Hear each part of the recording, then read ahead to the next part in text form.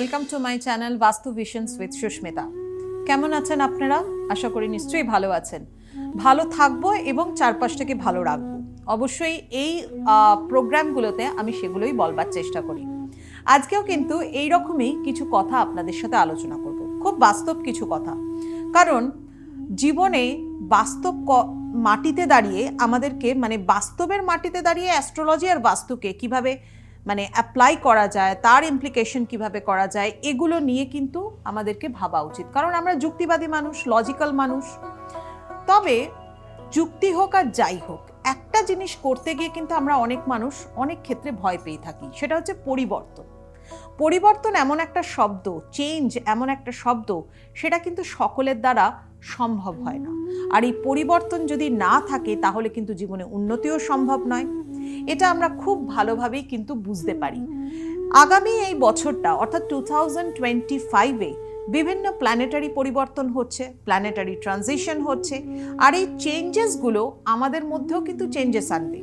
আমাদের মন, মানসিকতা, জীবনযাত্রা, আমাদের জব স্যাটিসফ্যাকশনের জায়গা, আমাদের ইনকামের জায়গা, আমাদের রিলেশনশিপের জায়গা, এডুকেশনালের জায়গা, সমস্ত জায়গায় কিন্তু বিভিন্ন ধরনের চেঞ্জেস আসবে। দেখুন, পরিবর্তন ভীষণভাবে দরকার। পরিবর্তন না হলে জীবনে কখনো এগোনো যায় না, জীবনে কিন্তু থেমেই থাকতে হয়। খুব বাস্তববাদী একটা উদাহরণ আপনাদেরকে একটা কথা বলি আজকে। সেটা হচ্ছে, আমরা খুব ভালোভাবে বুঝি যে ফিনান্সিয়াল স্ট্রাকচারের দিক থেকে যদি দেখতে যাই, সেখানেও কিন্তু প্রচুরভাবে আমাদের কিন্তু পরিবর্তন করবার দরকার পড়ে। বাট এই পরিবর্তনটাকে না করে যেমন চলছে সেরকমই চলুক, যারা আমরা মেনে নিই, তাদের জীবনে কিন্তু উন্নতি কখনোই সম্ভব নয়।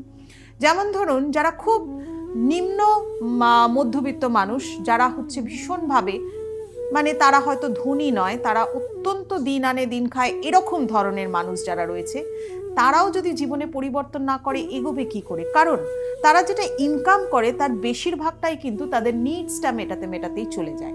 আবার যারা মধ্যবিত্ত মানুষ যারা রয়েছে, তারা সামান্য কিছু লাক্সারি কমফর্ট করবার পরে যেটুকু টাকা থাকে সেটুকু সঞ্চয় করে ফেলে, আর বাকিটা আবার পরের মাসের জন্য চিন্তা ভাবনা করে কিভাবে লাইফস্টাইলটা মেনটেন করব। আর যারা ধনী রয়েছে তারা কি করে? তারা তাদের ইনকামের বেশিরভাগ টাকাটাই কিন্তু ইনভেস্টমেন্ট করে। আর এই ইনভেস্টমেন্ট কিন্তু রোটেশন হয়ে, রোলিং হয়ে আরও তাদেরকে ধনী করতে সাহায্য করে। অর্থাৎ যে ধনী আছে সে তো আরও ধনী হবে, যে মধ্যবিত্ত সে এইরকমই লাইফস্টাইল নেবে, আর যারা নিম্নবিত্ত রয়েছে তারা এরকমই থেকে যাবে। এটাই কি উচিত? অবশ্যই না। তার জন্য দরকার পরিবর্তন। আগামী বছর যে পরিবর্তনগুলো আসছে, আগামী বছর যে স্যাটার্নের পরিবর্তন হচ্ছে, জুপিটারের পরিবর্তন হচ্ছে, রাহুর পরিবর্তন হচ্ছে, কেতুর পরিবর্তন হচ্ছে, সেই পরিবর্তনে আপনি নিজের জীবনটাকেও পরিবর্তন করুন।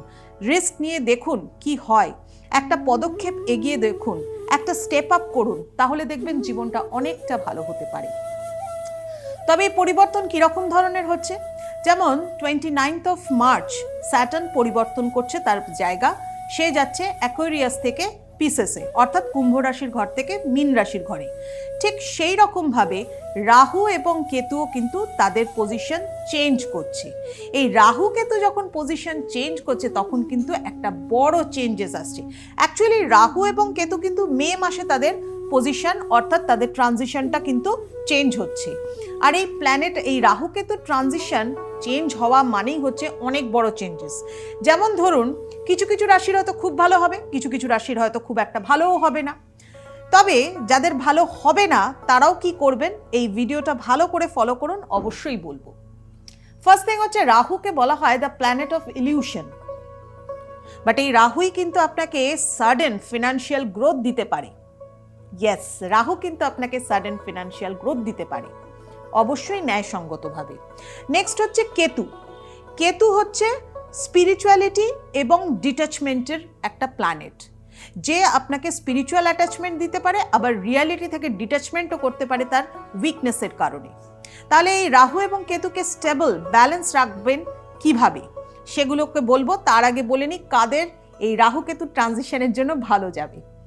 আপনার কি জোডিয়াক সাইন মিথুন, অর্থাৎ মিথুন রাশির জাতক জাতিকা আপনি, দ্যাট মিন আপনি কি জেমিনাই, তাহলে কিন্তু অবশ্যই আগামী বছর মে মাসের 20th মের পর থেকে কিন্তু আপনার সময় আস্তে আস্তে করে ভালো যাচ্ছে। ফিনান্সিয়াল গেইনস আসবে, অ্যাডভান্সমেন্ট ইন ইউর ক্যারিয়ার আসবে, অবশ্যই কিন্তু ইনভেস্টমেন্ট, গুড ইনভেস্টমেন্ট হবে। নেক্সট হচ্ছে যারা ধনু রাশির জাতক জাতিকা, যদিও ধনু রাশির কিন্তু এই বছর 29শে মার্চের পর থেকে তাদের ঢাইয়া শুরু হচ্ছে, কিন্তু রাহু কেতু ট্রানজিশনের জন্য আফটার মে মাস তারা কিন্তু ভালো ফল পাবে, তারাও কিন্তু ফিনান্সিয়াল গ্রোথের দিকে থাকবে।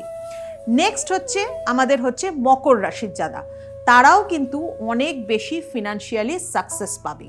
তবে বাদবাকি সকলের জন্য বলবো, যেহেতু রাহু এবং কেতুর মতো দুটো শ্যাডো প্ল্যানেট যার কিনা কোনো অস্তিত্ব নেই, একটা মুনসের নর্থ নোড আর একটা হচ্ছে সাউথ নোড, নর্থ নোড হচ্ছে আমাদের রাহু, সাউথ নোড হচ্ছে কেতু, তো এই দুটো জায়গাকে মানে একটা স্ট্র্যাটেজিক মানে অ্যাস্ট্রোলজিক্যাল পয়েন্ট বলা হচ্ছে এই দুটো রাহু এবং কেতু মতো দুটো শ্যাডো প্ল্যানেটকে। এদেরকে ব্যালেন্স করতে গেলে কি করতে পারেন? বাড়িতে তো রাহু যন্ত্র অবশ্যই স্থাপন করতে পারেন, বা কেতুর জন্য আপনি নর্থ ইস্টকে পরিষ্কার পরিচ্ছন্ন রাখতে পারেন। আর কি কি করতে পারেন, যেমন ধরুন, তবে হ্যাঁ আমি একটা জিনিস বলে দিই, যারা বিলিভ করেন রিচুয়ালসে তারাই করবেন, না হলে করবেন না, কারণ আগে বিশ্বাস দরকার।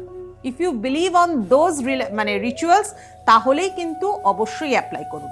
যেমন ধরুন, প্রত্যেক শনিবার করে 7টা শনিবার একটা নারকেল নেবেন, অ্যান্টি ক্লকওয়াইজ মাথার দিকে ঘোরাবেন, ঘুরিয়ে সেটাকে রানিং ওয়াটারে থ্রো করবেন, তাহলে কিন্তু অনেক পজিটিভিটি পাবেন রাহুর তরফ থেকে।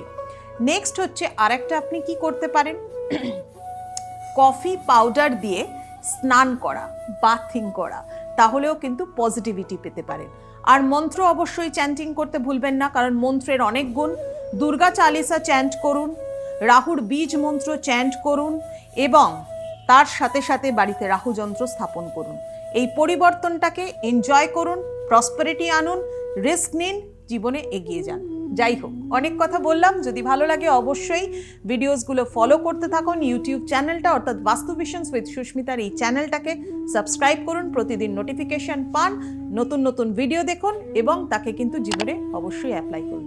আজ এই পর্যন্ত, চলি। সবাই ভালো থাকুন, সকলকে ভালো রাখুন।